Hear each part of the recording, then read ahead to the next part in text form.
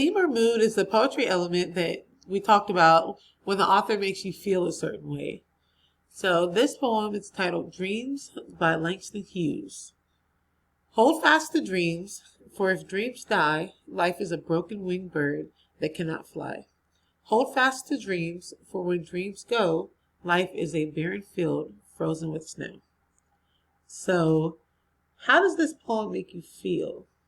Think about what Langston Hughes is trying to make you feel. Let's take it one stanza at a time. So remember, each paragraph of the poem is titled, or is called a stanza. So the first one, hold fast to dreams, for if dreams die, life is a broken winged bird that cannot fly. So here he's not talking about dreams like when you go to sleep. He's talking about like what you want to accomplish, what you want to do with your life. So when he says that life is a broken winged bird that cannot fly, that means if you don't have dreams, if you don't wish to do something with your life, then you won't get very far. That's why it's saying a broken winged bird that can't fly.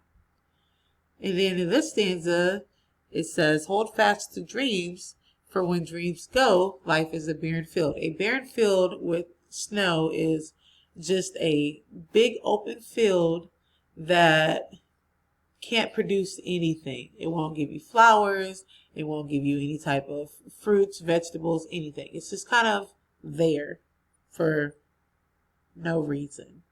And so if you don't have dreams or aspirations, then you're kind of wasting potential or wasting what could be a really good field, something that could produce fruit, flowers, or something useful.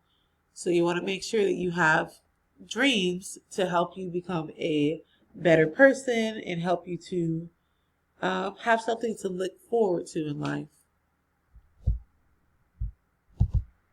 So on this slide, you're going to answer this question. Which of the following is the tone/mood of the poem Dreams by Langston Hughes, which is the one that we just read? A, dreams are pointless. B, never give up. C, make sure to get enough sleep.